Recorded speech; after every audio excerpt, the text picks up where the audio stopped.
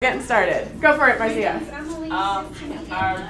Our vision, when engaged citizens and aspiring school board members are empowered with the knowledge and skills they need to drive systemic change, every child will have the opportunity to succeed in school and beyond, and the entire community will be positively impacted. All right, that's what we're working towards. How about our mission? Someone want to read that? I can't see it, but I can get up. Okay. Or Amber, do you want to do it? You're right here. Okay, go for it. At School Board School, we are activating a diverse network of engaged citizens and aspiring school board members to create significant and sustainable change in their school system. We prepare participants with the skills, mindset, networks, and experiences needed to be ready to serve as effective school board members and community advocates. All right, that's what we're working toward. And then we know we also then talk about what are we doing today. So who wants to read our objectives for tonight, what we want to get done tonight? Go for it, Mayana. Describe how their perspectives of school board and or district have or have not evolved since the beginning of school board school. All right, that's a lot right there. She was like, and done. Let's do that next. Okay, keep going. Oh, me? Yep. Okay. Articulate how their thoughts of their own vision for impact have or have not changed and why. Great. Believe that they are a part of a unique coalition that has a responsibility to use what they are learning in this program to positively impact the lives of students in the district. And begin to outline where they want to be at the end of the program and a plan to get there. Great, thank you. All right, so that's a lot for tonight. So just, after this, we usually go into then reading your own individual vision for impact statement. But as you can see here, that's pretty much what we're doing tonight. So for a little bit more context, we did not have this session last year. And in one of our final kind of get-togethers, when we asked Class 1 what were some of the things that might have been missing from your time, one of the things they said was, we were learning so much that it would have been nice to have a moment to just pause and take a breath and reflect and think about all we had learned and then kind of align ourselves for the rest of the journey, right? Like, where do I want to be on this and how am I going to get to that? Some folks were like, my vision for impact statement's thrown out the window. I have no idea where to go from here. Some were like, I just needed a moment to think about where am I with this? And some of the people who were most vocal about that were Kareem and Melise. So let this be a warning to all of you that if you bring something up, you will be facilitating it next year. So Kareem and Melise are going to be leading us as well as Timim tonight in these conversations. So our agenda for tonight, usual welcome and opening. We're going to get into these three groups and have some good small group conversations that will lead us into this reflection and revision of our impact statements. We're going to get those up around the room and do a gallery walk. And then our goal tonight is to come away with those action commitments. So what do we want to do coming out of tonight? Then we'll do our usual, the logistics, the reflections, the survey, that stuff, and we will end with some time talking about our fundraising. We've got an event coming up. We've launched all that kind of good stuff. So that is our plan for today. So, like I said, these are our guests, are our Class 1 alumni. So let's see, we've got Melise. We've got Timim, and Kareem is on her way. She will be here very soon. And so that was Kareem's vision for impact. So she'll talk about that when she gets here. So we did just want to turn it over to Melise. Maybe you can take it from here and just set a little context for, at this point, what you were thinking, feeling about your own vision for impact statement as we go into these small group conversations. So as Lisa said, we were doing the debrief. Kareem and I were there. We were doing some breakouts, and we both were really energetic about this idea of doing something midway on the impact statement.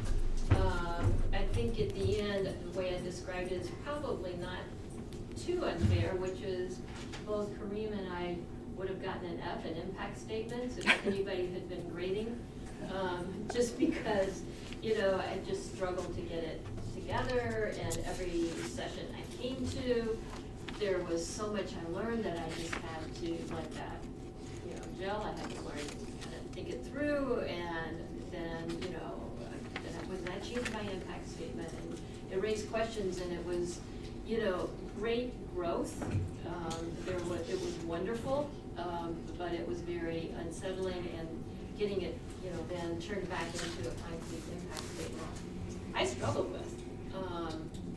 I did get there. It is doable, so I just, you know, want to put that out there. But one of the things that we were wishing that we had had, and we thought would be a good wish for you as well, if your class is anything like ours was, to have this midpoint check-in as a way to just like internalize what you've learned so far, think about what that means, get feedback on your impact statements more than, you know, for us was always sort of the end of the session and a little bit of time when you're just, you know, kind of reeling from everything you've taken in.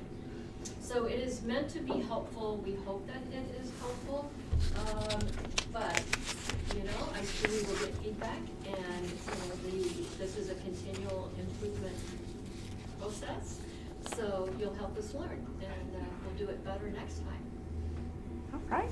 So I know you all answered lots of questions. Your only pre-work for this session were a whole bunch of questions in your journal for you to start thinking about all of the stuff that we want to talk about tonight. So we're going to start with these smaller group conversations, and how these are going to go is we've got a couple of flip charts here, 3 different prompt questions.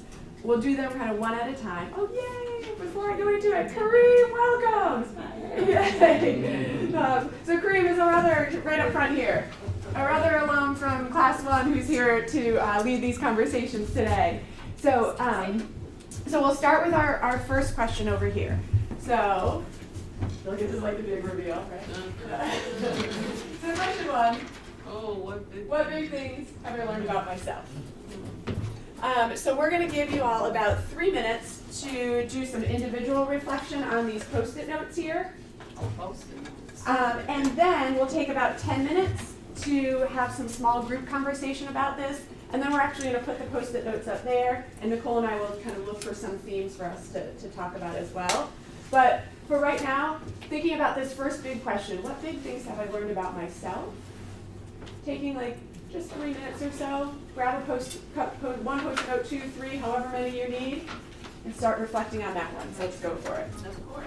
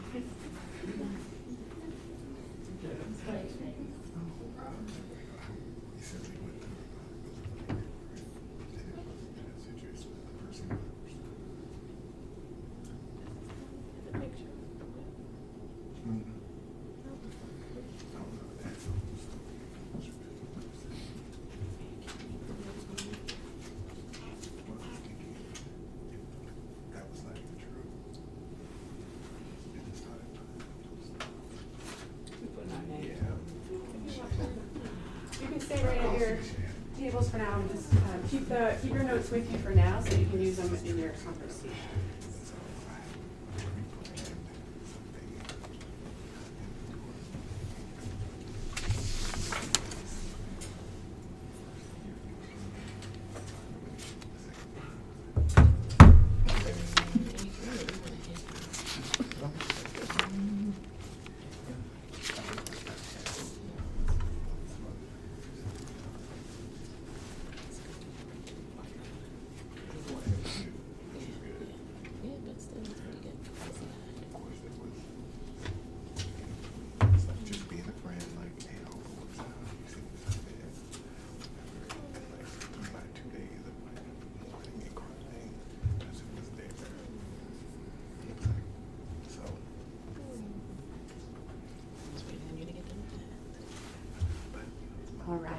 And we can of course keep writing while you're, I'm sure the conversations will prompt other reflections. You can keep adding to these. But let's go ahead and in our small groups with our alumni leading the conversations with you all, just talking with your small groups about some of the big things that you've learned about yourself. It'll take about 10 minutes. Go for it.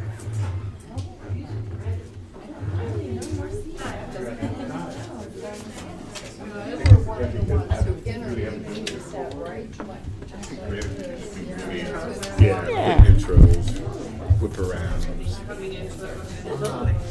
I'm Laron Thomas. I work for a nonprofit, which is my office called Like Purpose.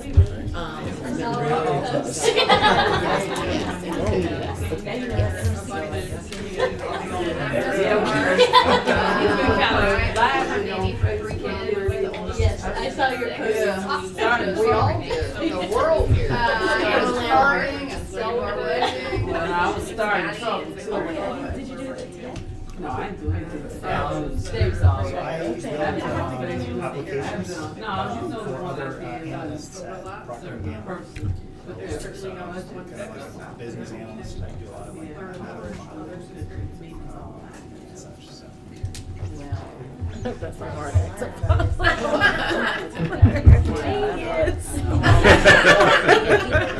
LOL, John.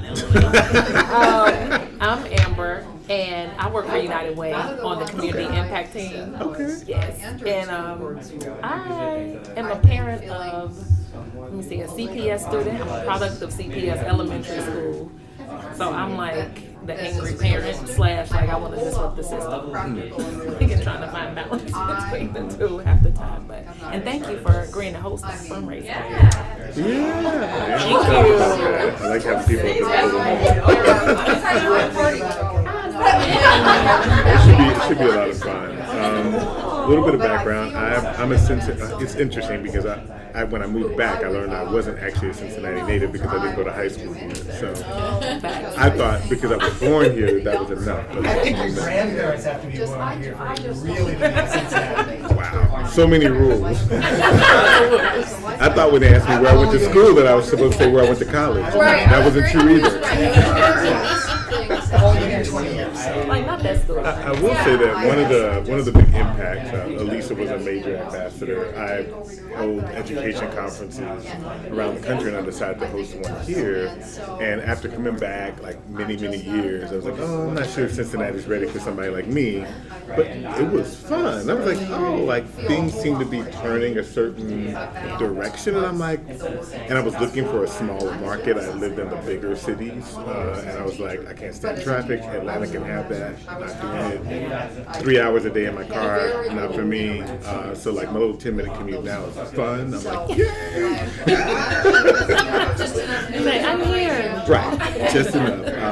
And in terms of this, I mean, this was what I will say before hearing back what you have to say is that I had interviewed twice for open board seats that were not elections for the interview part, and I was sure I was going to run.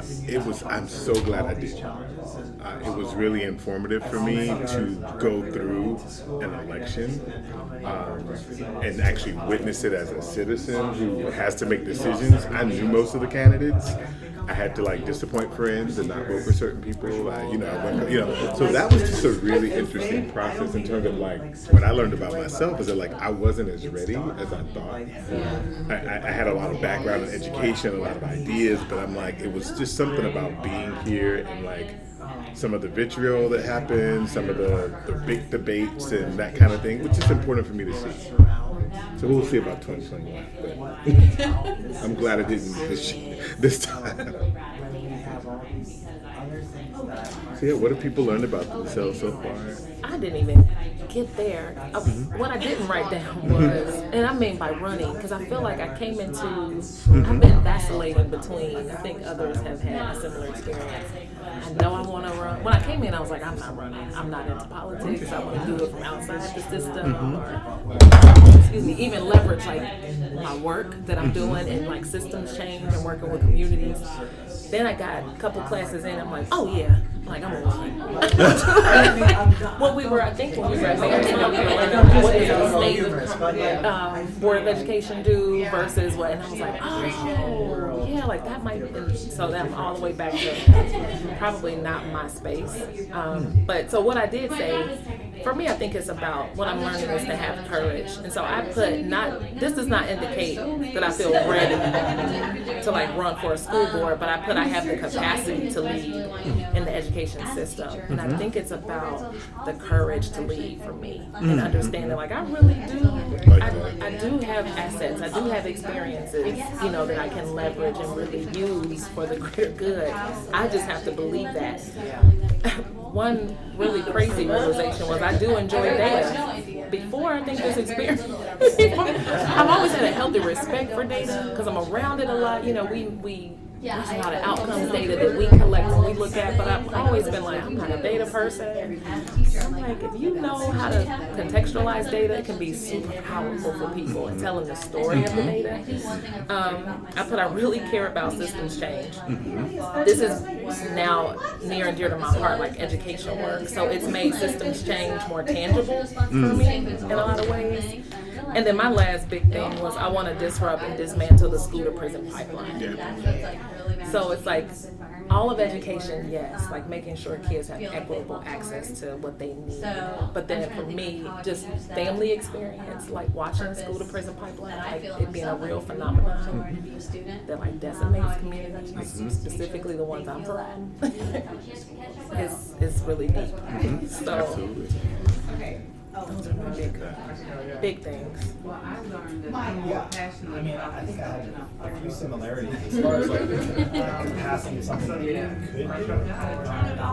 It feels very much like the more good my background is system engineering. And it's a little different if you're applying something to a factory versus like a system, but it still involves lots of people. You still know that there's unintended consequences. You're still thinking about like ramifications, what are all the different factors in here, and it's different, but it's not really that different.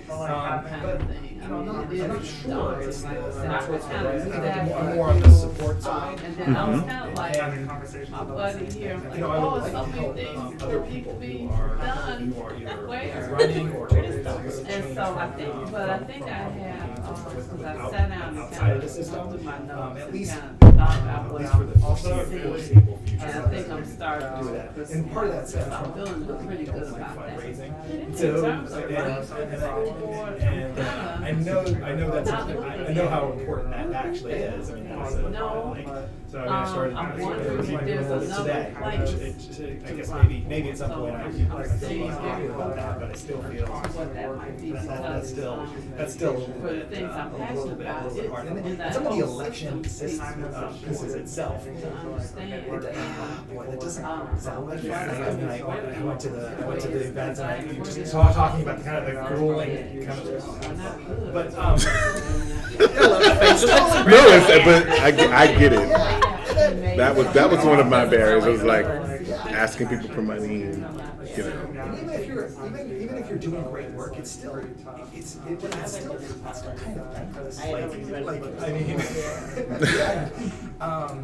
And so putting those together, I think for the foreseeable, like what can I do on the outside and how much change can I get from there? And there's some things that like I still feel like I don't know how to push on. So you're talking like breaking the cycle of the school to prison pipeline. So that's great. That should be done. It's not clear to me how. They're like I have a spectrum of different things. Some are a little bit more obvious, but some of the ones that are big, boy, they're big problems. Yeah.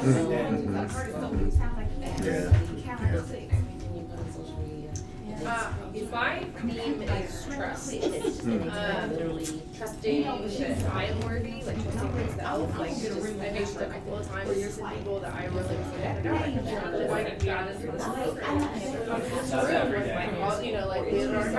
you find people, like so trusting that like I am worthy of like interesting, caring, thoughtful friends. Like I am I can't do everything on my own, like you need a coalition because these problems are so big that it's like what am I supposed to do is just me. Like the fact that I am really like a chameleon and I can fit in all kinds of situations and do all kinds of people, and you know my husband is like that too. We have about 3 more minutes to talk about this question and then we'll move on. Like I feel that this gives me the opportunity to like appear well in different kind of company, and that people are willing to help me and each other. Like you know, this has been such a big help when I feel like panicked about something, and she's like, just chill out, take your time, you know. And I know anyone in this room, like if I call, like people are willing to help me because none of this is going to get done by just one of us. And like when you get elected to that seat, it's not just you. Like it is your family, and that's one of the things we talk about. My husband and I talk about running because in Norwood we just went through this election with all of our closest friends running. That's awesome. We got beat. Our people got beat in Norwood, which is very disappointing now that it's all white guys representing an entire community of people again. So trusting myself and trusting people around me that they're where to like it. I think one thing I learned is trusting my vision, trusting my vision, and then activating my voice. Because it's, you know, when you come from a different gamut of a spectrum, when your children are in another community and they look differently, then you think differently. So I have used my program to activate my voice, but also to be infectious to the children so they understand the power of their voice in speaking out, but how to conduct themselves. So the one thing I learned about me is that my vision, my views, and my voice matter. That's what I learned. Yeah. This is sort of there are certain themes that I just sort of courage here. That was a word. I was like, why should courage be in my vision for impact statement? It absolutely was the one thing I was unwilling to let go of because I felt like that was what was going to determine whether I did it or not. Right? I love you talking about capacity because I think how my vision for impact statement ended was like, am I best able to make the change happen? Right. Whoever's got their thought going now, let's wrap up that thought, and we're going to move on to our second question. And that may not be as a school board member. That could be supporting. All right. And then just love. All right. Why don't you take those Post-it notes that you had for this first question and just stick them along the side of your table there, and I will come by and pick them up. And so stick them on the edge of the table somewhere, and I will come by and pick up anything that's on the edge of the table, and I'll stick them up there by our first question there. Do you want me to help? And then thank you. Oh, you go. Yes. And then we're going to move on to our second question. So again, we'll pull down our second question and then have everyone take about 3 minutes on your own on the Post-it notes to reflect on it, and then we'll take another 10 minutes to talk. So our second question.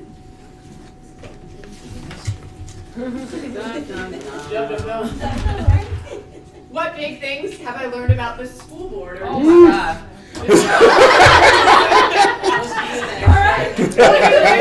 This should be fun. Right, so take about 3 minutes quietly on your own, on your Post-it notes, jotting down things you've learned about the school board or district.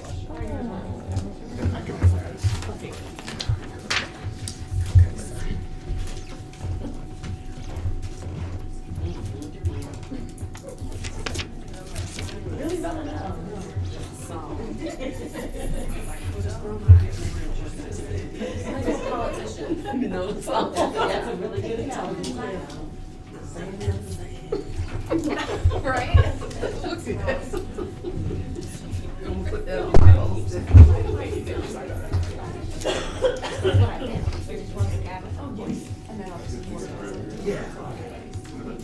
Yep.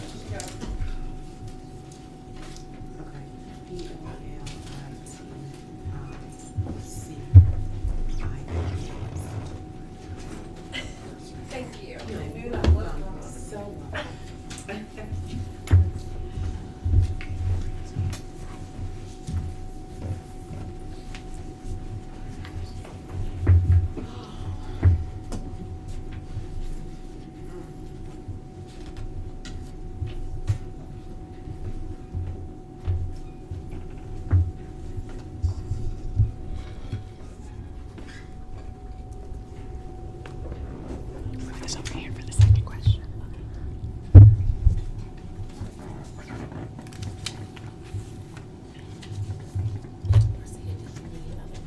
No, I'm just gonna write a couple. Number 2. You'll limit yourself. Oh.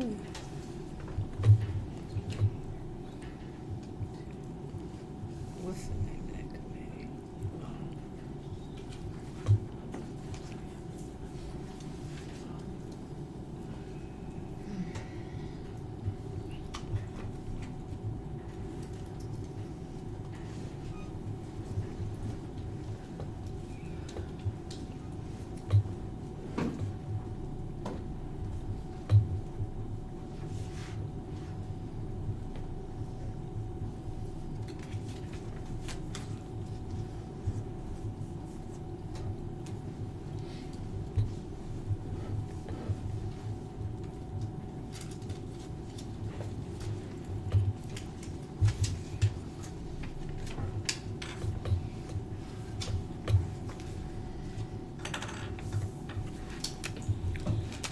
All right.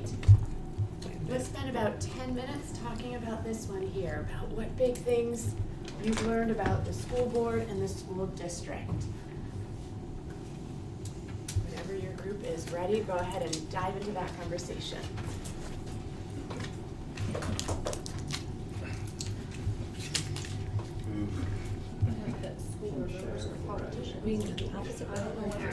Oh, don't start with me. I'm writing something here. Trying to get this thought out. And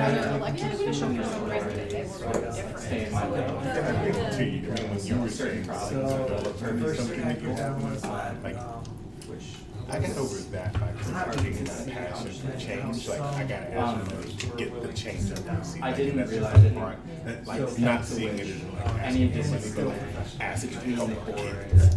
Like, I just made that. I guess I didn't And then I was like, oh, realize it's how easier. Like, we I'm hosting a fundraiser. I'm I putting went money and in. asked I'm asking my my friends boss because I'm like, I really believe in like building these communities of people that are really holding people's But I think like taking stats. So, And I only know that because we talk. And that's not really our You know more than I do.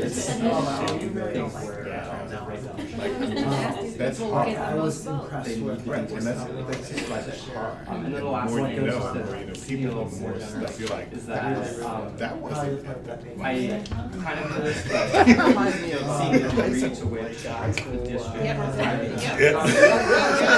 So like an example, one thing that I learned that I cannot shake is like it's crazy Yeah, it's that a lot like the that. district has to Captured that in passion and or. I know the reports are like that's one thing in particular.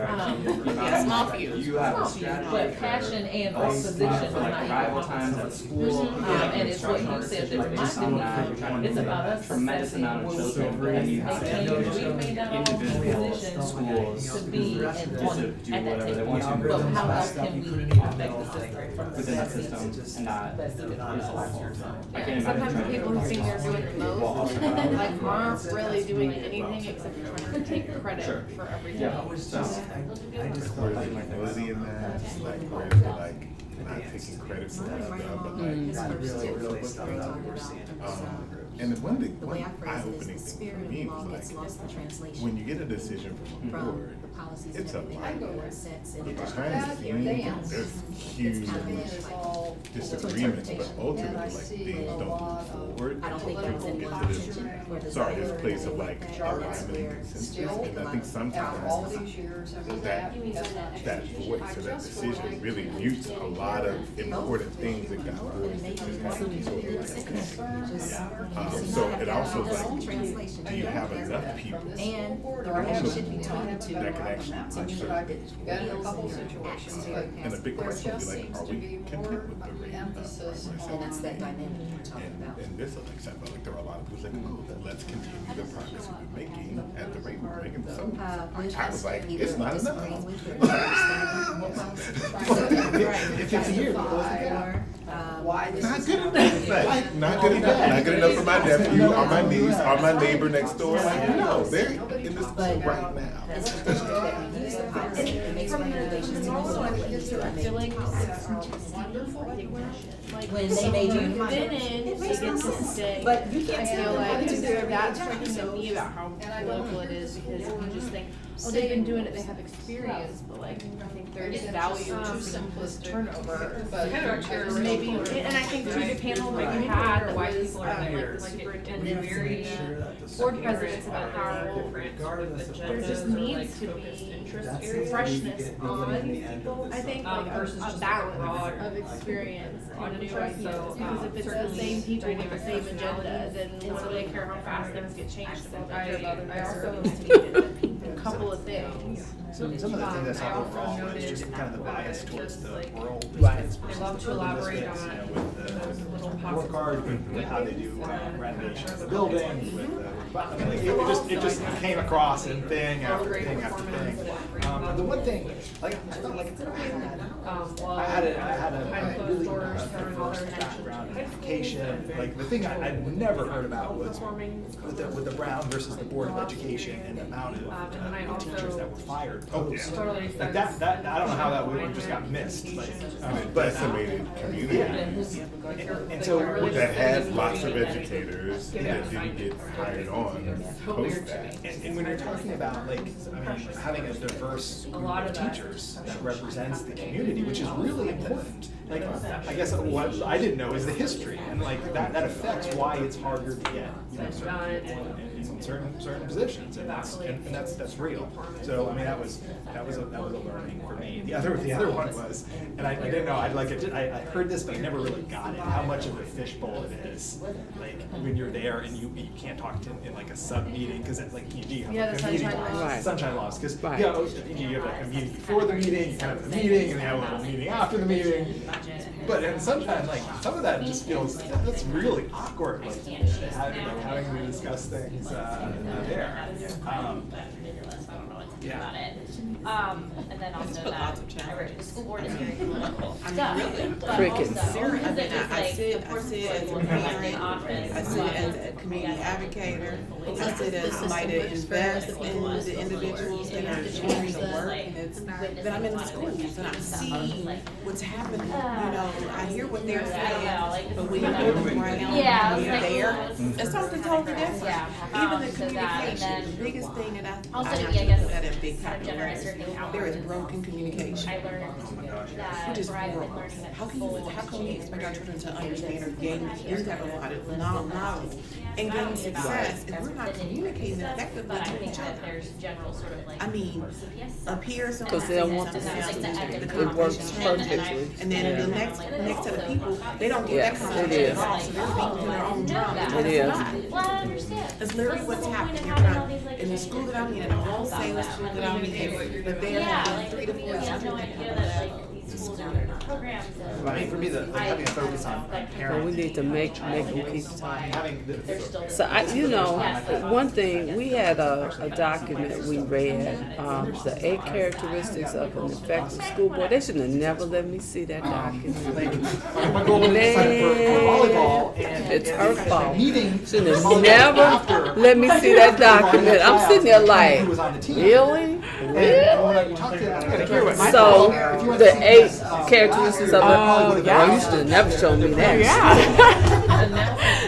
So Right. This is why we're doing this, so those people who do want to run know these are the things that have been proven to make more effective board members. So, so for me, I knew it was political, because I ran twice. So I know how political it is. But I guess I was disappointed to see how the board, and I'm saying this in general, is not as focused on all children. So I got a playlist, 3 songs on my playlist. The communication certification for like one of Don't the bring things me no that bad news. shocks me. That's in the Wiz. You remember what was the Wicked Witch? Change the graduation. No. Yeah, bring me no bad news. You know, they were dancing. In the middle of Like a dull knife just ain't cutting. James Brown talking loud and saying. We got about 2 more minutes on this And question, then and then we're gonna smiling move to the last faces. But I one. did everything I should do Smiling until like faces. a month ago. Sometimes. I can't even think about it. Yeah, so that's my playlist that describes how I'm feeling about things. But it really has floored me. I guess because I've always been a cheerleader for CPS. My kids went to CPS. I mean, I was like, you know, we got so much going on if we just keep on. And then you get behind. It's like the Wizard of Oz. You get behind the curtain and go like, oh my God, really, you know. Because I was oblivious to a lot of the politics while my kids were in school. Because I didn't play at that level. Wasn't engaged at that level. It was about getting them through. I knew there were issues. I knew, you know, I have a black male child. So, you know, I knew all of those issues. And so I knew about that. My black male child.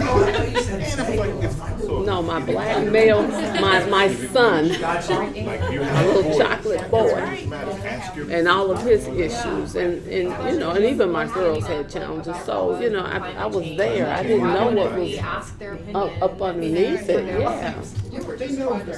All right. Yeah. Whoever's talking Yeah. now, let's let them finish their thoughts. So, go ahead. Yeah. We can probably talk about it in the next All right.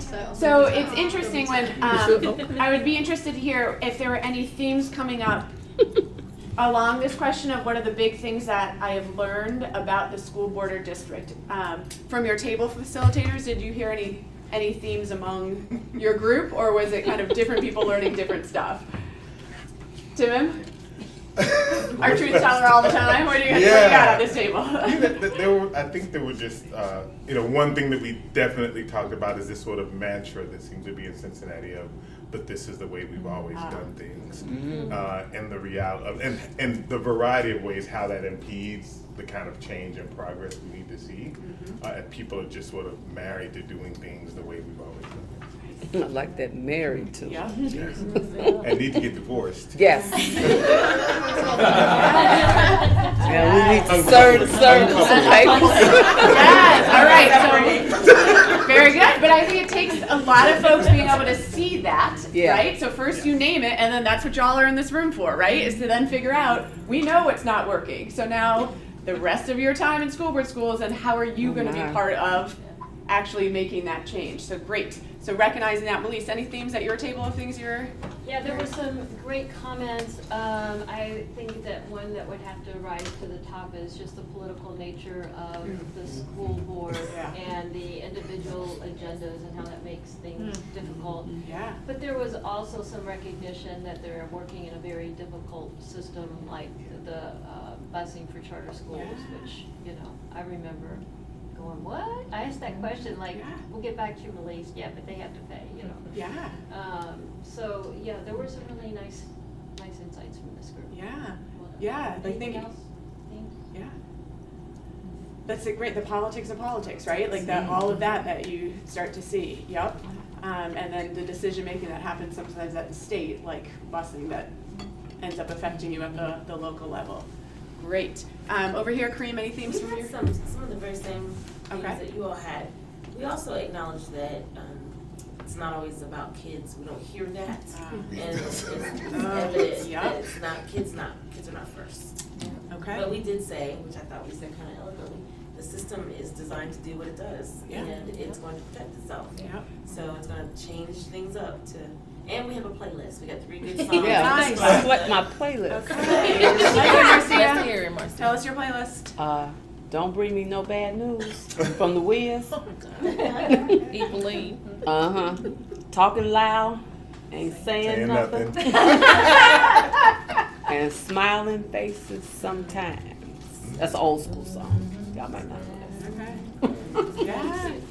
Yes. Yeah. Okay. But that's, I mean, it's true. And I think we can get wrapped up in the board, in education work in general, talking about a whole lot of stuff and not talking about kids, right? And so that is a very good point even for all of us in this room when we're about to go into this next part about our vision for impact statement. Is it coming back to the kids, right? Even in your reflection questions in your journal, you'll see it in every session. One of your questions is about how did what you learned today affect student outcomes, right? Like this is what we are all about in the end.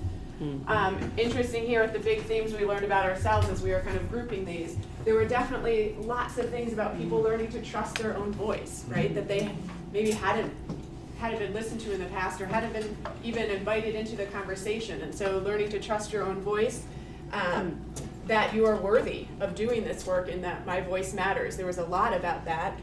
Also a lot about that what you care about, other people care about, right? So just that like idea of this coalition building, like we're gonna do this, we gotta do this work together. There was a lot of individual reflections around like, yeah, what I thought I actually cared about, I am now realizing isn't actually the thing.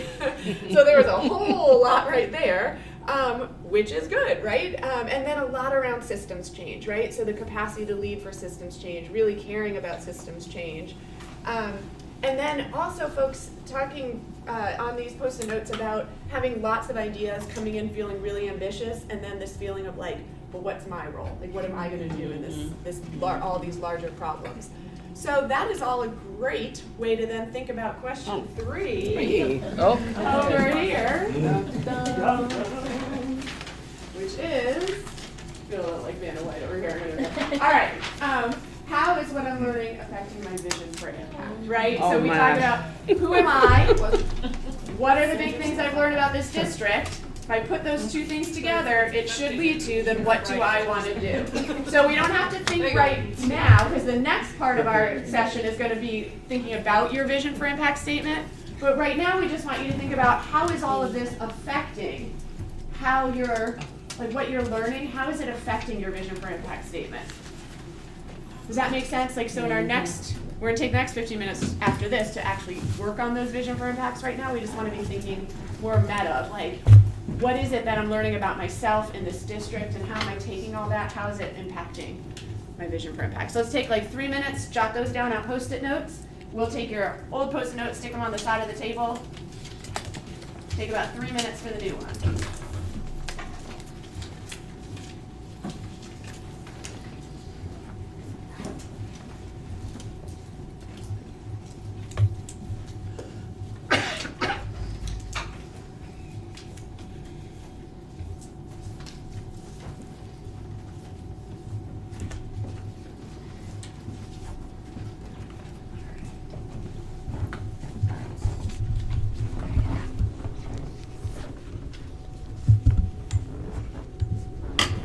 Whoa, Nellie, sorry. Yeah, I'm going to squeeze through here for the last one. Ooh, sorry. I'm going to put this over here for the last conversation.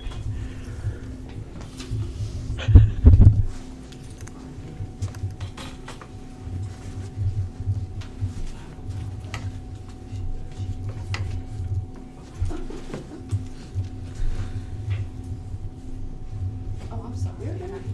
See you back there.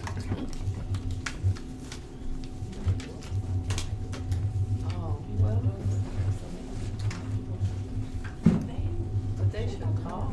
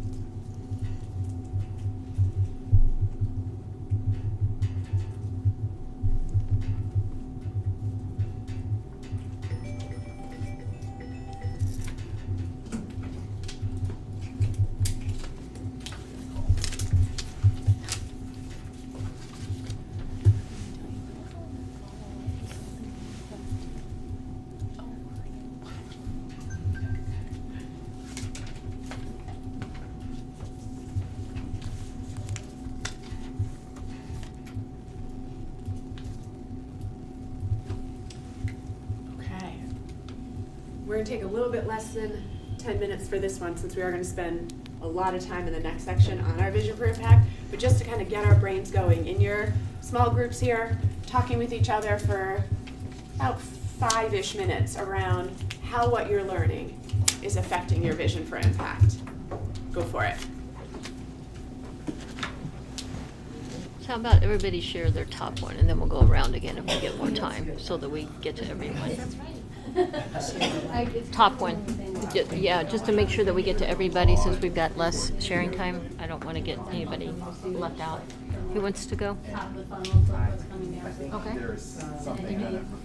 I think understanding, especially with what's out there, what I was talking about earlier, how holistic the problems are and how they reflect the city's problems. I think I want to run for school board, which coming in, I thought that I didn't want to run for school board.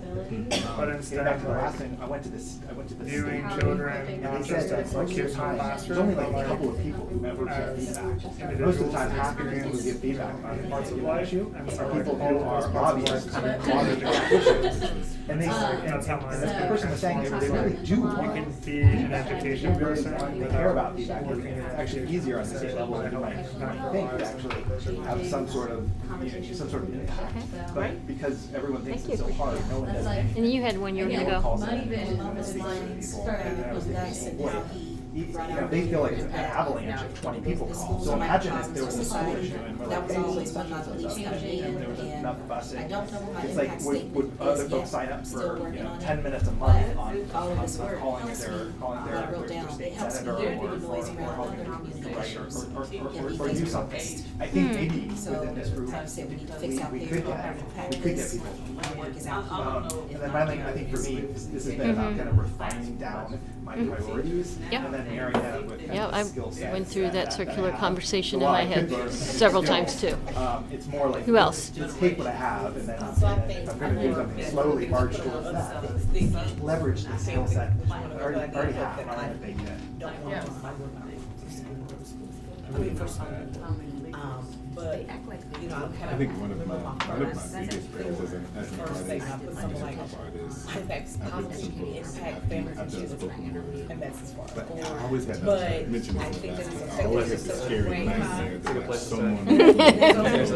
someone the nail through my entire catalog of writing and all my hip hop lyrics to find or my tweets to find some seemingly egregious thing that I said at some point 20 years ago. And it was a part of me that I don't want to be like, I'm more comfortable being in a space where I'm not even worried about that kind of personal talk. And if that means like getting behind someone, supporting someone, working at a school level, and You'll get there. about doing that. Who else? Ready to share? I have to ask myself, Something that I just realized as I was writing, it was like this moment of clarity, was that I had originally had an vision for impact statement, and I realized it was a bit too self-centered in the sense that it was what I thought was most important, and then what I'm learning is that I'm seeing other needs that emerge that are more pressing or more, I don't know, just seem more important, and so I was trying to make what I thought was important fit, I'm going to make this change, make it happen, and now it's like there are other things that have emerged that I can actually turn my attention to. So. They use their own filters. Okay.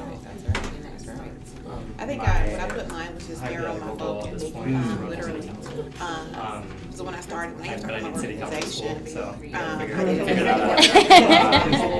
But I think it's about changing. that's You know they are having one. Building diverse conversations. They're essentially having one. It's about how to work with the community. I'll give it to you. Oh, is that separately. neighborhood? I had 5 Is it starting in They're still my January? 5 target communities, but I had to sit back and as I'm working and I'm going Tuesdays, through all of bad this, day it's of the okay, week. wait, It sucks. can't do this all in one day. Yeah. Step back. Okay, But but good. that's largely informed by just What is thinking happening that right solve now? the What problems can that you are be negatively impacting effective children. We need to aim a at little right bigger. now and make the most And impact? to be really So thoughtful for about me, it's coalition just kind of building, narrowing something it that's down inside with the here, community but, engagement and building I think it's stronger the same people conversations having the within same the school conversations over system. and over again. Same types of And then people. the other one is just which results for in me defining what success looks like not figure out for the right me, tables to, but for what I our wrote was future. figure out the right So tables those to young sit at and bring my people, what friends. is their success? Oh, that's What cool. do they feel success is Get them to them? see my worth and invite So, me in to building things. that into part of my statement, So because that's what I'm kind of doing the is not for mindset me, I it's have for right now. the future Maybe it generation, won't be so making successful, sure but that that's vision right. is impacted that way. Like that, and I think a lot of things, Good. like showing them like things that gaming Yeah. has value.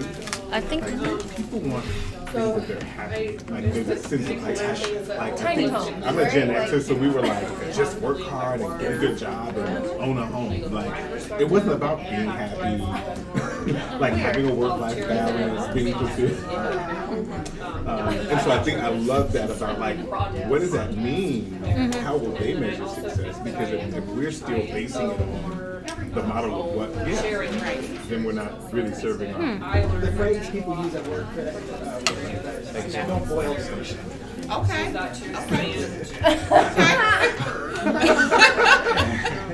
yeah, it is. Anybody have some other ones that you didn't get to share? Did everybody get a chance? Okay. So there's no room in a school day for extra. Like I thought, you know what? I'll just start this nonprofit. I'll come into schools and everybody has maybe not have time to come in and do that. And so I think my impact needs to be made outside the school. So like, should I lobby for school nutrition? You know, like, is that something then that makes more of an impact? Or so I already teach cooking lessons, like private cooking lessons. You know, I'm not going to be able to teach private cooking lessons to low income families. That is not something I can do for free at this point in my life. Maybe later. But again, I'm like an instant person. Like, we started trying to make a baby in June. I am frustrated. It's been excuse me. So, like, for me to think long term, I think it's also something new that has come from this. It's like, nothing's going to happen today. It's not going to happen tomorrow. So I have to slow myself down and just say, okay, like, what is my long-term plan? Because if I am trying to make a baby, like, my life is going to change again. She's driving the bus a little bit. Maybe, because my husband works in higher ed, I take advantage of his discount and I go. Whoever is talking, let's let them finish. Anything else? Because preschool makes a huge impact, right? We know that, I don't have enough preschool teachers, so. A lot of dittos for me, but one, So how many of you have an impact statement now? I think for me, I did, and now I think I'm gonna scrap it. So. Okay, you're pivoting, Yeah. we would say, Yeah. in the entrepreneurial world. Yeah, I You think think I of going? Think you have one? You Or think I you've do got have one? one. I don't know how much I like it. Okay, that's good. And you don't, but you will. Okay. And Alrighty, so we're gonna come around and collect those Post-its in just a second and put them up here. Well, it's And good then that we will devoted this organize session to those this, a huh? bit. But let me tell you what's gonna happen in the next, I'm sorry, and I've got like Melissa and Alex like corralled with a cord over here so they can't move. We'll take care of that in a second too. So let me tell you what's gonna happen in the next about half hour here. So Nicole's back with dinner. So we're gonna lay dinner out. And over the next half hour, just get your dinner while we're doing this next set of activities. Take care of yourselves, you need to run to the restroom, whatever you need to do. So we're gonna spend about 10 minutes or so in quietly reflecting around the questions that are now up here. So, with everything that you've been thinking about and talking about tonight with your group, have your ideas around your personal impact changed? Either the specific impact you want to make or the seat you want to make it from, right? That's your vision for impact statement. Has the whole thing changed? Has part of it changed? Has that changed? If yes, why? And how do you feel about those changes? And if not, why do you think that is? Because that's totally valid as well. So we're going to spend about 10 minutes just quietly reflecting on that question. You can write it down in your journal. You can just think if that's how you work best. However you work best, reflecting on those questions. And then in about 10 minutes, we will get together with your accountability buddy. If your buddy isn't here today, we'll pair you up with someone else. And you're going to spend about 10-15 minutes talking to each other and trying to get some sort of drafty draft together of a vision for impact statement. Doesn't need to be your permanent one. It doesn't have to be beautiful. It is what we are calling our imperfect vision for impact statement.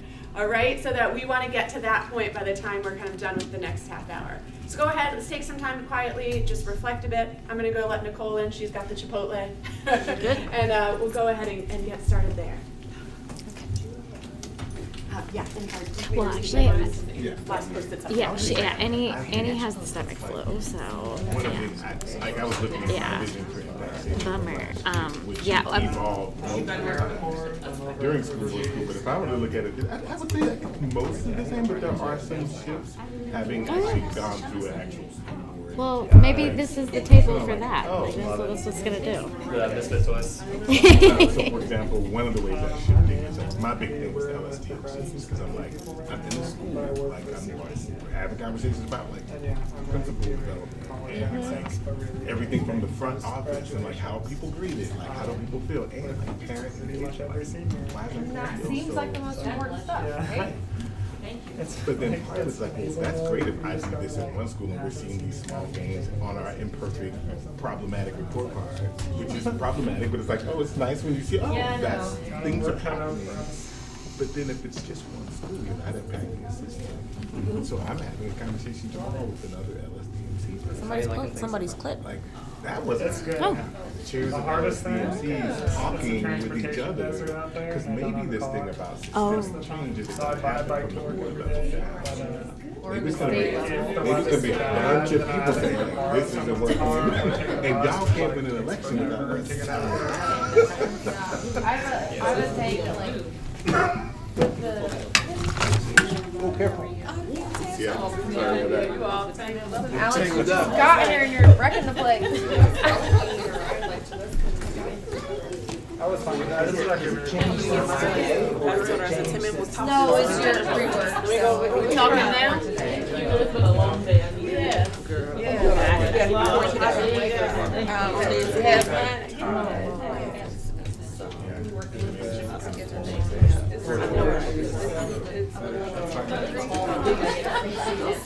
luckily, so biking there, we can like straight down. Yeah, you can just coast. And they just briefly moved directly adjacent to Ohio River. Really? Oh, like Columbia Parkway. Yeah. And Or whatever it is, it was like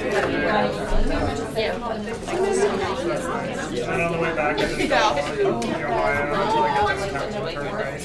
Must be nice at least, I guess. Yeah. Until it snows. Yeah. We need to get when we're getting together.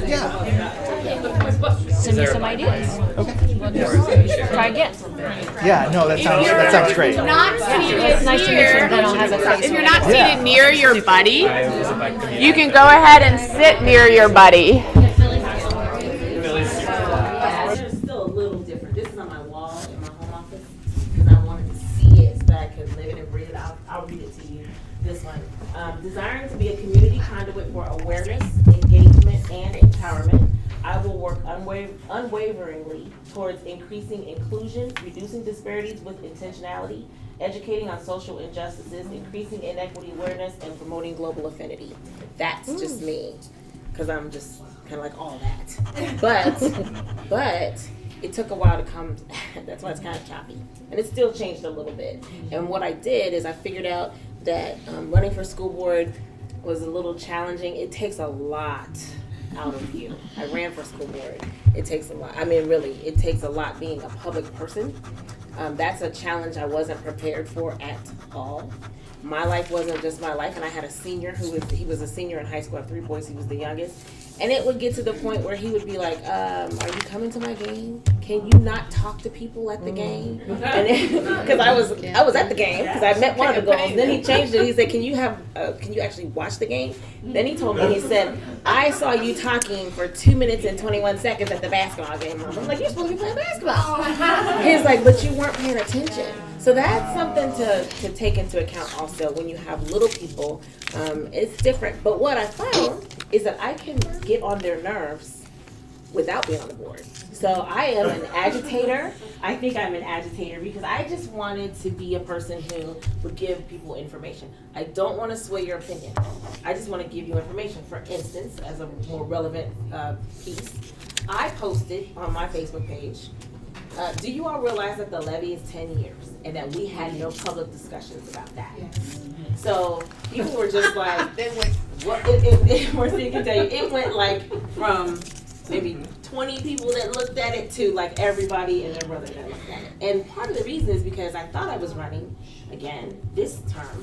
So I took about a year to rebrand myself and to get my name out there as someone who is big on education, who is going to be a conduit for information to the community, to increase community awareness. I did that. So people I have like 4,000 friends now that I didn't know I had, but they start paying attention to what I post. So much so it was a threat to the current school board members and the CFT president and Michelle Dillingham, some prominent people. So they started attacking me on Facebook, really, literally, to the point where my friends had to kind of come in and jump into the conversation because it was attacking.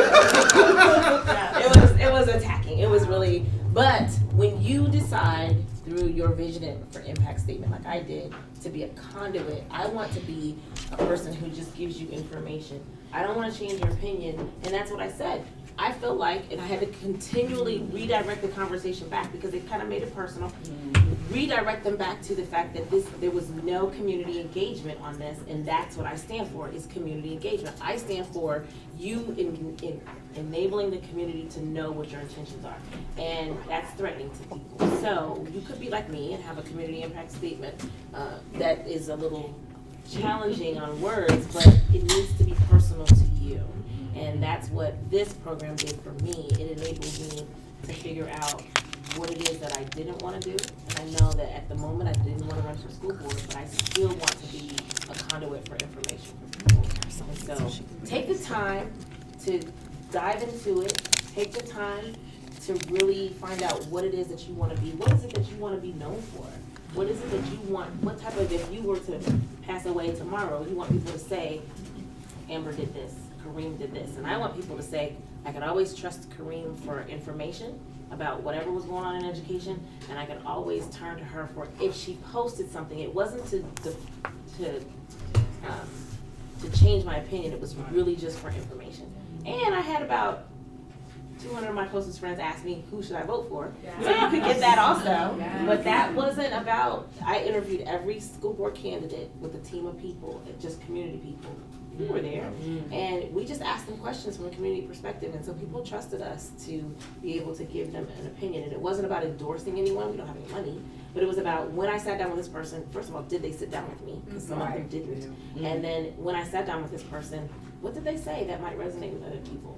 So decide on what you want to be known for, and then design your community impact statement and live by it. I have this literally, I took a picture from my office, and you see it's got some scratch outs. This is what I presented on, and I still have other things. And I started a nonprofit, which is eventually. I was awesome. like, yeah, amazing. And I started a nonprofit. It's called Hear Us Now, and what it does is it connects youth serving organizations across the region, not just Cincinnati, because I always dreamed Galaxy. And so it is for like the YMCA, the Boys and Girls Clubs, all of them to sit at the same table with small little nonprofits, like Crossroads Church is one of my partners, Marison's one of our partners, and then Super Seeds, which is an organization you may not have heard of, but they're all sitting at the same table. We're gonna magnify youth voices, because that's where the change is. And so we're gonna actually just change the city. So actually region. So that came from this program, really. It came from sitting in your seats saying, I can't really engage the way I want to engage on the school board, but I can make a difference, and I can really cause some hell. I really can, and that's what I'm known for, is to be able to do that. So thank you so much. Thanks, Kareem. Thank you. All right, Tim, you want to take a couple I'll just read my statement real quick and just give a little context. So my statement, which evolved a few times, the relationship building, courage, and strategic insight to activate broad and diverse coalitions of parents and guardians, student leaders, which is important for me, administrators, teachers, community members, as well as the business community through our LSDMCs, will become critical levers in the effort to ensure educational equity and great public schools in Cincinnati. So anybody that knows me knows I'm the LSDMC guy. I have interviewed for board openings twice. Somewhat successfully, I made it to the finalist round, but never was selected. And then I began to learn more about being on the board, and I was like, I don't really even know if this is the best way for me to be involved. But Tim's going to run 2021. I'm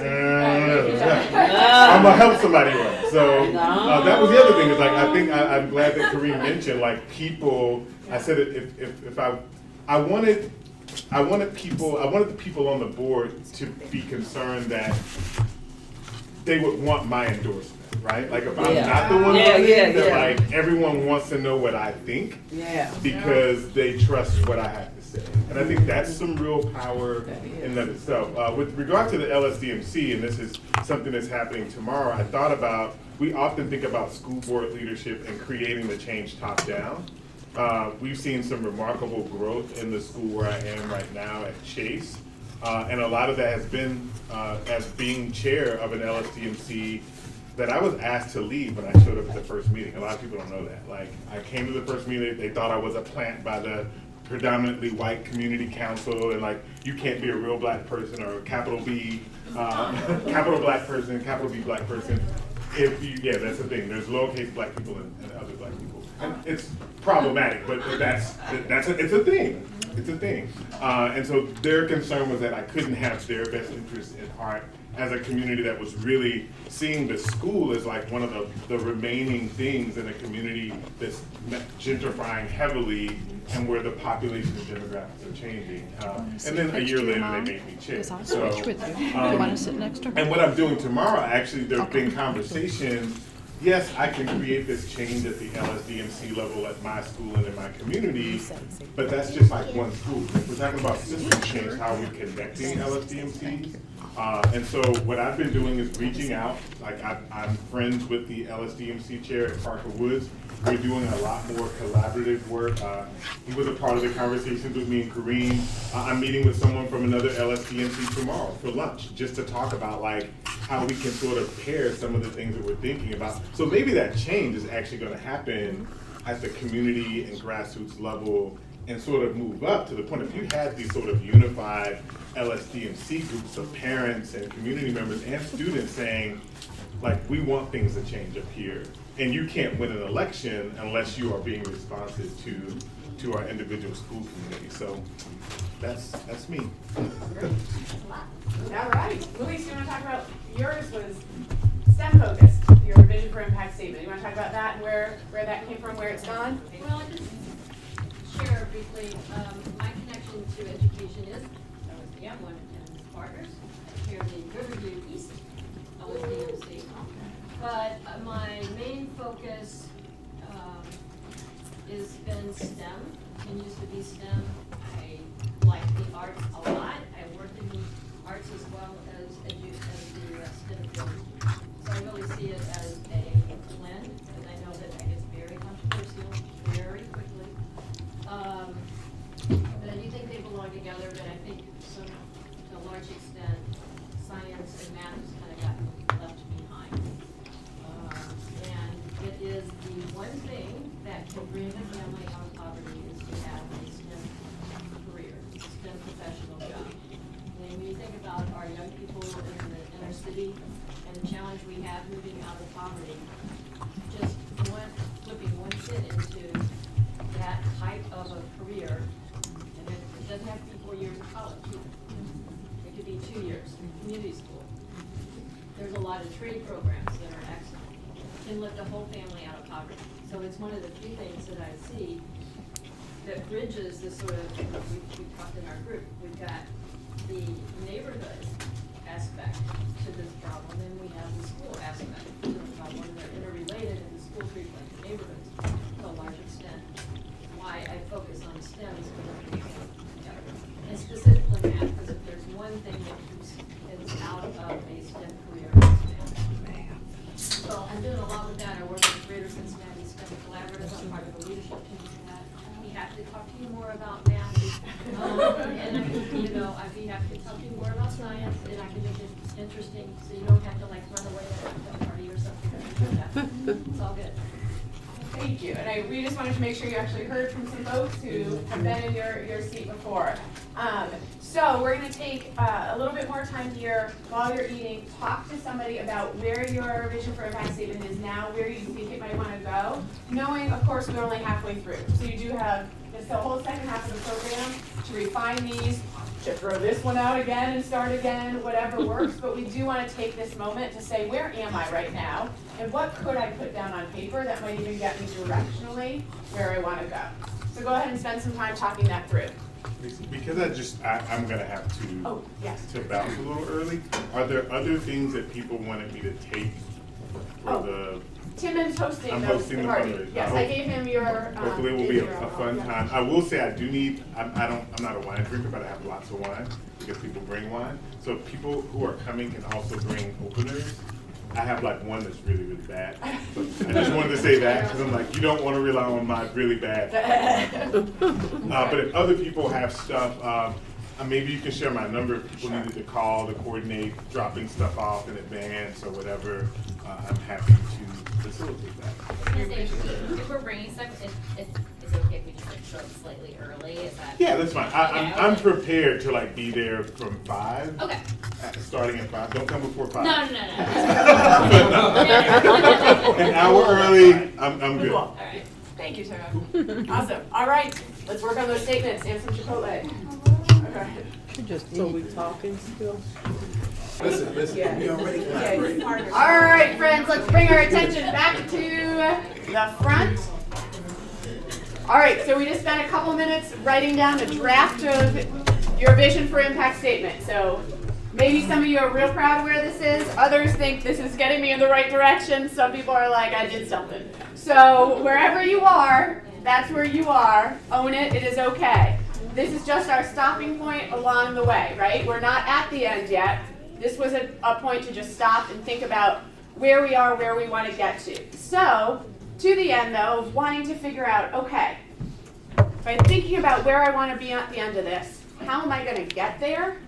Nicole has created this action planning worksheet for you. So she's going to hand these out. And Nicole, do you want to describe what they should do here? Yeah, so again, thinking about, you have kind of your big picture, and so what are the tangible things that you can start doing now that will really allow you to work towards that? So you'll have a couple spaces to maybe think about 2 or 3 action commitments. And an action commitment, that can be research around something, maybe conversations with specific people. So it's not like you have to implement, right? Research and information gathering might be an action, but being really specific about what are the things that are going to move me from what I think my vision is right now to actually working towards that vision. And so you'll see a couple of cells, thinking about what that action is. By when do I want to complete this? So thinking about kind of your 100-day plan. What is a goal for yourself within that to complete that step? Who do I need to involve? We know that we don't do this on our own. So who are the folks that I need to connect with? And how does this align to that vision for impact? Right now, it might be a little imperfect, might be a little bit blurry, but how does it contribute to that goal? You are not filling out at this point the progress narrative or the progress rating. We will come back. You will see that it's a carbon copy paper.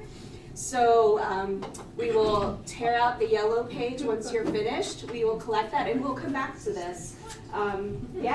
Accountability as we right?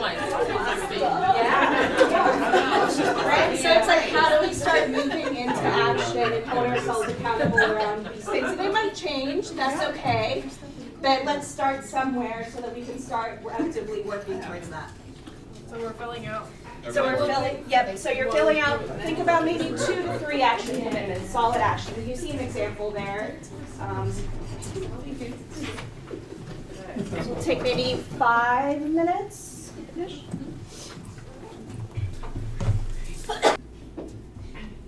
Does anyone want to share any of their action commitments that they wrote down? Anyone interested in sharing? Jessica, thank you. Being in Norwood makes this so tricky for me because I'm just not sure if their structure is the same. Like I know it's similar, but like do they have an LSDMC or something like it? So I'm going to explore sort of the structure at Norwood and what it looks like to interact as a non-parent there, and then also as a parent. And I'm going to use my neighbors, and then I'm also sort of homies with one of the board members.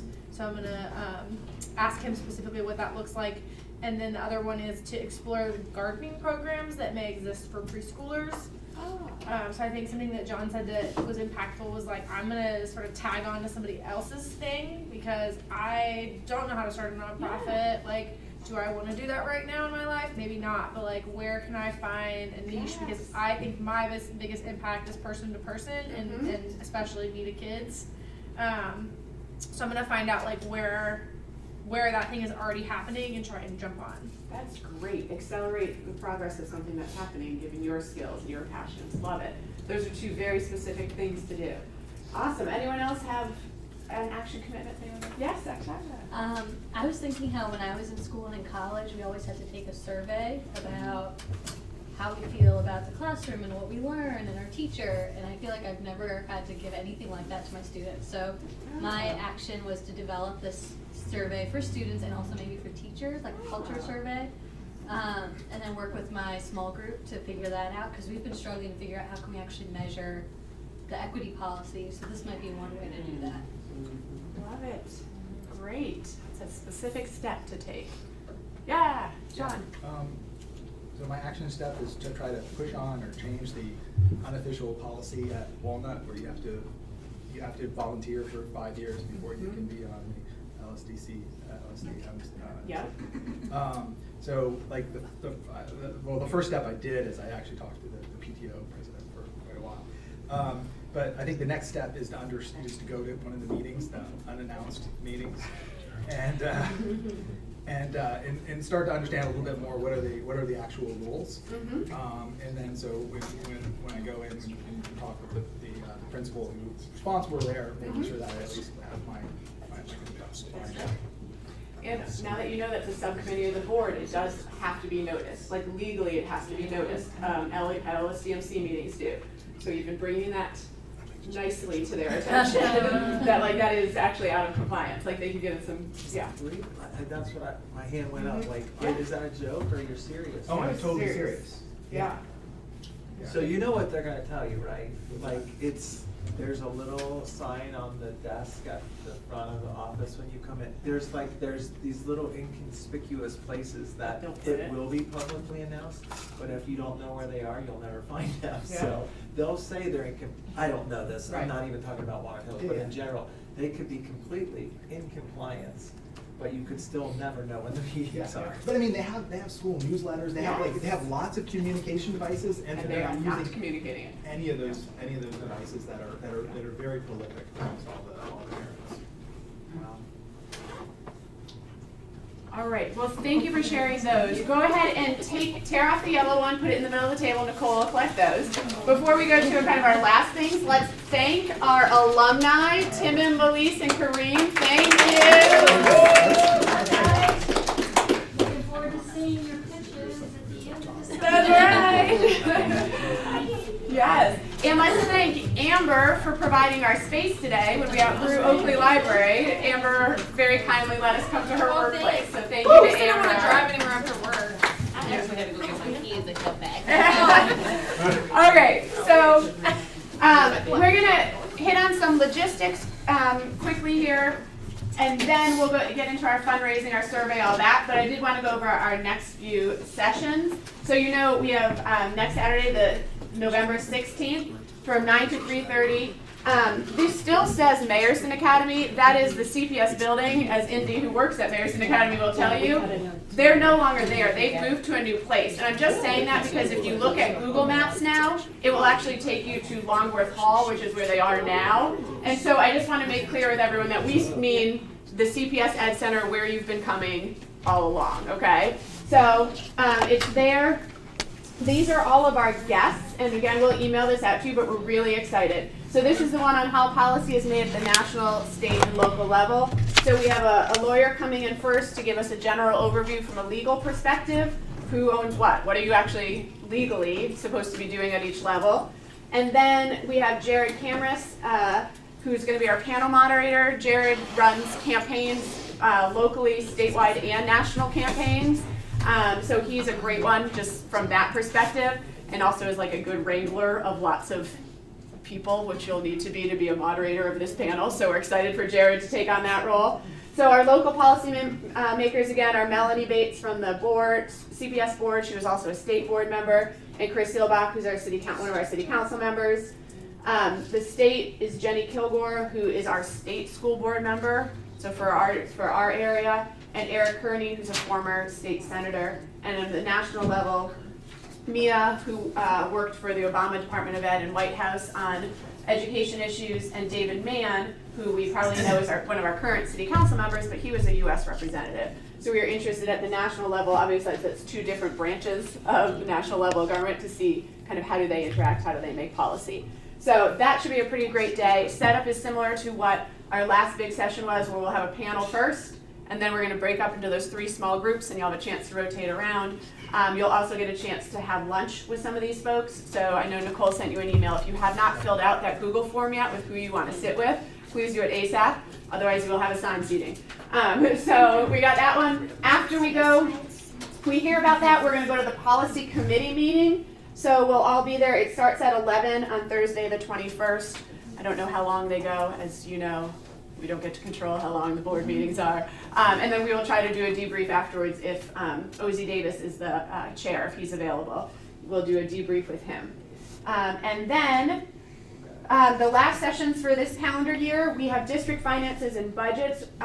This is pretty awesome. The CPS treasurer, Jennifer Wagner, is going to come in and do this session for us. So it's pretty awesome. She's very good at taking very difficult concepts and making them easy for the layperson to understand. So that's great. That one's going to be at the main library. So that's on Saturday, December 7th, and you see it's a bit of a shorter day for us.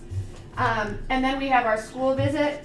So just wanted to point out here that we're going to start at Aiken High School. We want to start the tour at 8. So if you could get there a little before 8, because if you come into our CPS school, every one of us is going to have to check in and get a badge and do all that. So we want to just make sure we're on time. Last year, the principal had 3 of her students do the whole thing for us, which was so powerful and so phenomenal. So get ready for a great day there. So we'll go from Aiken over to Westwood Elementary, and then we'll have some lunch together and debrief everything we saw. And then we get to go to the finance committee meeting. So we will all go there on December 19th, and then we'll get to debrief after that meeting as well. A couple other quick things, just updates and reminders. If you haven't filled out that quick Google form about who to invite, please do that by this Sunday. So just real quick, I know you guys added to our list of potential organizations. You guys added that. We just put all of those in a Google form and said, tell us who your top 10 will be. Then we will look at that and see how many votes each of these get, and we're going to invite the 24 organizations that have the most votes. We'll invite them to come, and then you guys will get to sign up for whichever ones you want to meet with. So just kind of like Jessica was saying, there are already lots of organizations doing great work, so you don't have to start your own thing. This is a chance for you to hear more. What is the good stuff happening? How could I use my skills, my experience, my passion with one of these organizations? So choose from that list. Try to fill that out by the 10th so that we know who we should invite. We also sent this stuff out, but we want to make sure to say it again. So the Impact Fair date changed from what we had originally told you, so make sure you change it on your calendar. It's very exciting. We found out when we sent that, is that we found out we were semifinalists. Now School Board School is a finalist, so it's really exciting. So cross your fingers for us. Yes, and so that's where we had to change that date. And then we have a location change for those 50 and 100-day check-ins that are like April and June. So we will remind you of that as it comes up, but just to put on your own calendars. Thank you to those folks who participated in the first focus group. We've got a midway one and an end of our time together one. So those are the dates and times for those. So just please email Nicole if you think you'll be able to make those. And that's it for those. One other thing I did want to let you know too is Dawn got in touch with me and asked me to let you all know she got really sick recently. Like she had been in the hospital for a while. And so she is not going to be able to continue because she needs to focus on getting better and healing. But she said she just has loved getting to know all of you and doing this work with you all, and is just very disappointed she can't continue. So if we all can just send some love Dawn's way. I know you have her contact info in there. She was just very disappointed she is not able to continue with us here. But so she's okay now? She is okay. Yes, she's okay, but she said it's been a long haul, so she's got to focus on that right now. Totally, obviously, we understand, but we're going to definitely miss her. She was quite a great spirit to have with us. So that is all of our updates and announcements. So what we do want to do is just take a couple minutes. This feels like another one where we did a lot of thinking. So we're going to talk fundraising in just a second, but let's give everyone just a few minutes to take some time, whatever you need to do. There's always journal questions, but there might have been 1,000 things that came up in your brain during all of this. Let's just take a few minutes, let everyone take a few minutes to just reflect on their own. I also sent you the survey. You can take this time to fill out the survey. Whatever it is you want to do, we just want to decompress for a few minutes, process some stuff, and then we'll talk fundraising. All right. All right, if you have not done your survey, just please remember to do that tonight. Otherwise, as some of you have discovered, our team from UC will contact you. Find your number. Yes, exactly. So thank you. I know today was a lot of like deep thinking after long days for most of us. So I just always appreciate being around you all and how engaged and how hard you all work. So I'm going to turn it over to Nicole to lead our last section together about our fundraising campaign.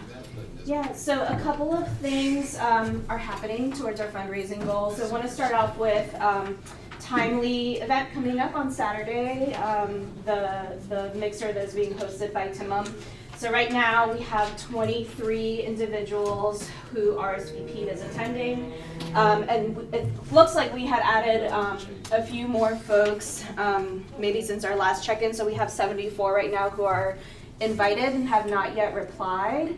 And so, in the next day, encouraging those folks to reply, maybe thinking about guests to come with you. Right now, it looks like with our 23 yeses, 5 of those are guests that are coming with one of you all, and then two of them, aside from Timum, are Class 1 alum, and then 1 independently registered. So just thinking about like what do we need to do to get other folks that are not us in the room to make sure that this is a success. And again, encouraging those 74 who are still pending to respond either way. And one of the things that we also want to encourage is if somebody is not able to attend, following up with them to let them know that the IOB link is still there, and encouraging them to donate through that, even if they are not able to be physically present. It's in the invite itself. The link is on there. And I believe Evite also has the capability of donating directly on here. I would encourage you to send them to the IOB link so that we'll keep it in one place. But if somebody does to accept directly on there, it's an opportunity to set it up, but they would need to go to the IOB link. Okay, good. There was $100 donation on here, so I'll check on that. But yes, encourage them to go to the IOB link. To make sure that donation is there. So I just want to, if there's any conversation around what needs to happen for Saturday, or if folks need to, this is a space if we need to make any announcements around that or have any updates for each other. So I think we do need someone from our class to speak to their experience. So I know that Timon has suggested he would speak to his experience, but I don't know if anyone who's attending would like to be that kind of voice at the event. And at some point we'll kind of gather people together, maybe midpoint, just to say, hey, thanks for coming, and share a little bit about your experience in case there are individuals that are there that aren't familiar. So if anyone's interested in being that person, up or we'll nominate you at the event. I don't know. Yeah, so can I ask a real dumb question to start out with? I have some gaps here. Regarding the event for Saturday, what is the objective? I think that is a question for the class. Yeah. So the folks that put this event together, what's the goal of the event? I mean, initially it was just to share information about Forward School with other interested community members, and then of course to invite previous year's class to say, hey, what have you been working on, and to meet our class as well. And then hopefully encourage individuals to support it. And Timon had a pretty limited window of when he would post, so hence the date. And that's it. So it's kind of a first go. Will you have another one? Sure, yeah. Okay. You want to host it? Yeah. I think Renee has a connection at a bar. Did she give you so we can talk. We can talk about those things too. But I guess my perspective anyway, Saturday, like Tim has graciously offered his home, basically. So I would like to, hopefully have as many of us there as we can. And the biggest thing is bring a friend who's not necessarily familiar. So if you can do that, even if it's just a crowd learning experience, but not making thousands of dollars just yet, I think I would still consider that successful. So it's a social gathering around the school. It's not that formal. Sorry. And it was really just he offered his space and And the key is what you just said there too, like everyone needs to like bring someone, or if you can't go, get somebody there, right? Like, cause that, otherwise it's gonna be you all hanging out, which is fun, but probably doesn't get us closer to the goal. I'll put a Facebook post out. Oh, did you make an event? I thought Renee told me you were making a Facebook event actually, or Amber, you were, and then you did Then I was. you Alex. Yep. Okay, great. Can you share that or? Send it to me. Somebody sent it to me. Okay. Oh yeah. Just send it to me. Yeah, that's not Alright, cool. So we're on Facebook, good. Yeah, I'm on The only other thing Tim asked, he said he has a really cool deck. He was wondering if anyone had an outdoor heat lamp that he might be able to borrow, which is super random, but just reaching out. Heat lamp, outdoors. All right. And we'll huddle. Okay. Outdoor, what, tiki torches? No tiki torches. Having never been to his home. That's right. Just been a Did night. this get Not scheduled? gonna do that. Triggering for some. Okay. Equity for the TV. Oh, wait, he's hosting. The other two things, Brink Brewery, I don't know where it is. Anybody? College show, right on Hamilton, yeah. So they're willing to host us for an event, and then to do that, we need, I think she asked you for a tax ID. Sure. Okay, so we need that, and then the other was to do a charitable subs event at Rheingeist, which may be difficult to get on their list prior to our fundraising deadline, but I think you would still be open to doing it. Sure. Yeah. Yes. I got a spot that might work out. Okay. Okay. And it might be the best one. Okay. We'll talk. You get to do it? Totally a secret. Yeah. Secret other, Brink, she has some ideas already, or dates. Right, I think that's the thing, right? So I talked to Renee the other night, and she said we need to just pick a date. So the problem with Rheingeist is they're booked forever. Yeah. This place is like any Tuesday, I think it is we can do it. So I don't know if the easiest way is just for us, like someone to just make a doodle poll, send it out, figure out like what's the Tuesday that most people can go, and then we see if they're available. Because that's a great one. And again, I think like we said at our last session, like these events are supplemental, right? It's a way to spread the word, and it's a way to kind of have a fun event around this. But we're going to get to our goal by you all talking individually to people and having individuals donate. It's great to do the TIMM event. It's great to do another event, but we want to make sure you're spending your time on kind of the talking with people, which is going to be. I think the idea is that people give for different reasons and in different scenarios. So we want to offer opportunities. The dates she mentioned were December 3rd, 17th, or January 14th. So those are all Tuesdays. Okay. Do you want to send that out to the crew? Yep. Yeah, great. And then another brewery that does these all the time is a Platform that's right at Main. It's right by your office. Yeah. Local Bob. Yeah, that's what I was gonna suggest, They do because they're them all the fairly time new, too, so it might and be that's easier right by to your get in office. there. So that's another one we can easily do. Westside Brewing over in Westwood does charity happy hours too, so I'm here on Mondays, so I can see if they do a field trip. That's right. You're sick. Just travel around to breweries and they're nice. That's Monday will neat. be in Westside. Yeah. Wednesday will be somewhere else. Yeah, so, okay, so those things, and then, is Jessica still in? No. No, she had it out. So Jessica had reached out to Leah Jones at We Olive. I know she mentioned that, just at least to our small group, that chatted fundraising. And that's the Olive, it's kind of a bar restaurant on 6th Street downtown, kind of across from the Contemporary Art Center. And I actually ran into Leah separately this past weekend. They're very willing to host something for us as well, so we may try to pursue that also.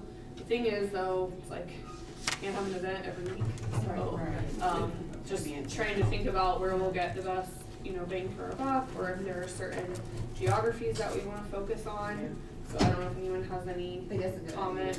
What's that? That's a good idea, to think about your demographics, your geography, where Yeah, you, like, where I you're don't know trying where to go. everyone's coming You're trying from, to or if target. it's weeknights or weekends or Sunday afternoons or whatever, like, we need to, I don't know if anybody has any comment, or like, where would your social network that might be willing to donate if they were attending something, where would they go to? That sort of thing.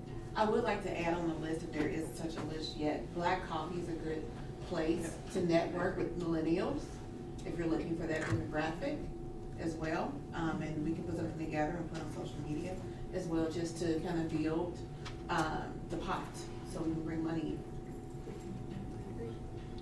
So a lot of different ideas about potential events, potential venues, thinking about the groups that we are split into, whose responsibility is it to follow up on this so that we decide which priorities, right? Yeah, because a lot of ideas, again, what do we need to do to move forward? What are your thoughts on that right now of tangible next steps?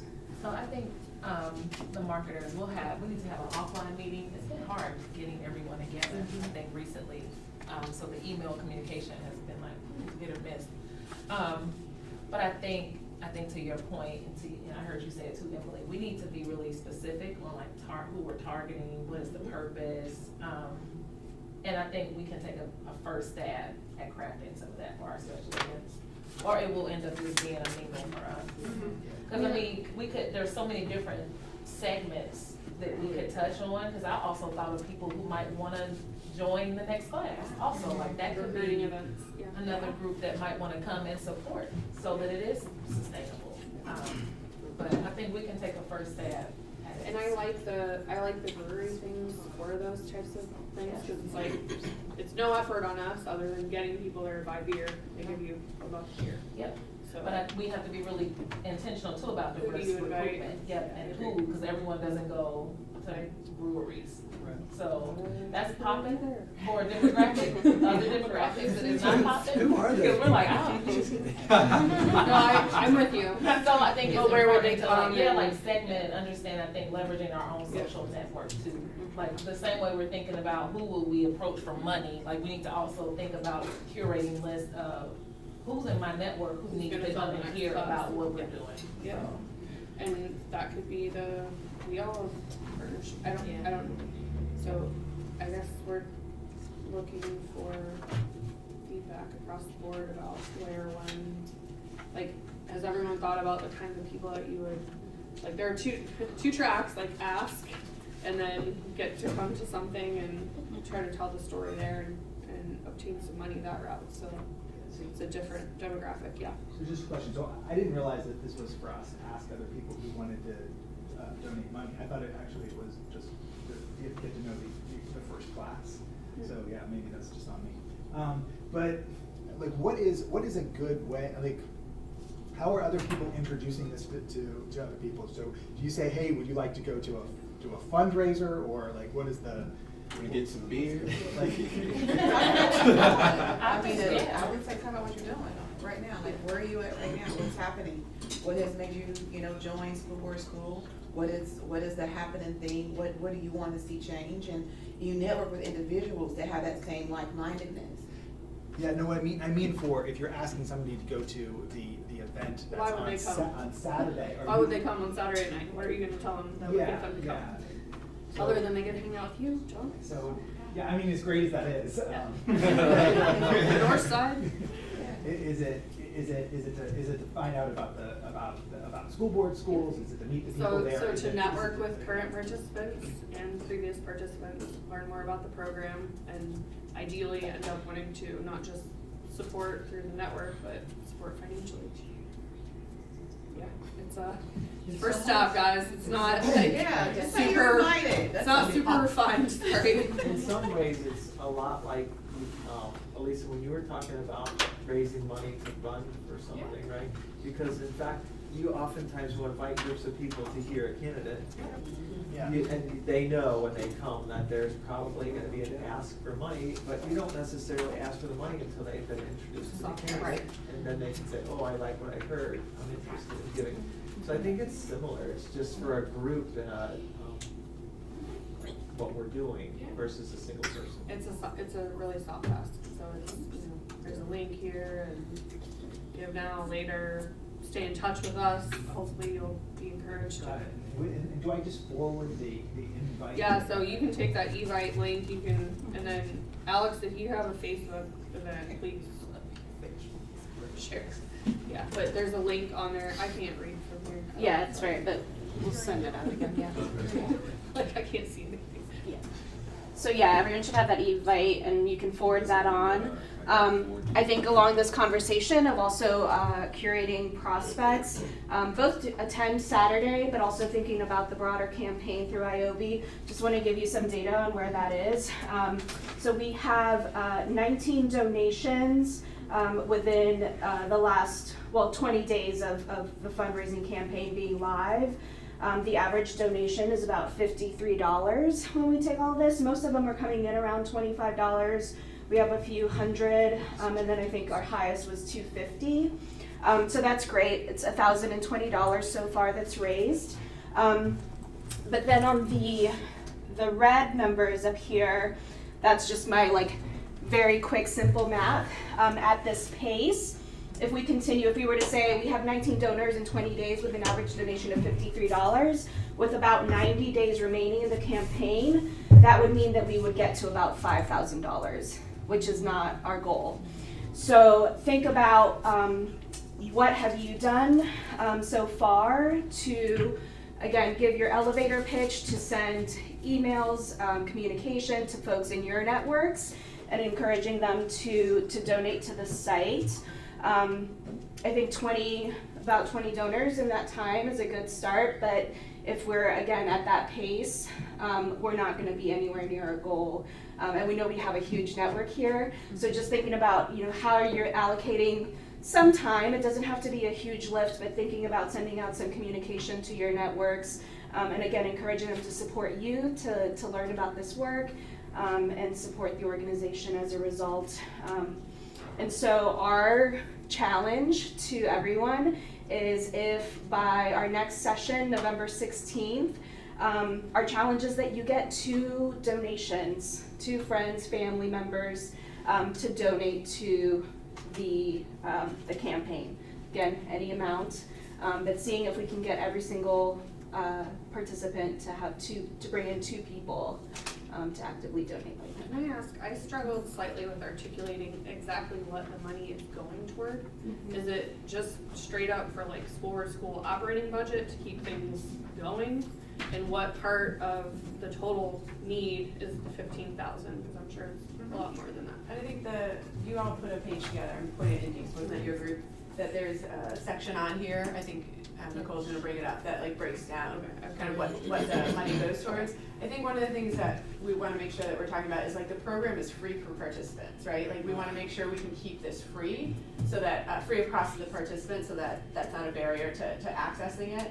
And so they don't ask us to pay for the program in order for Class 3 to exist. We're asking for folks to help contribute to it. And then we have some donations here for if you donate $10, here's what it could go to, $50, et cetera. So that gives you some language there. How much do you need overall? Because 15,000 isn't. That's, yeah, right. So how much would it cost to run school board school? About $165,000.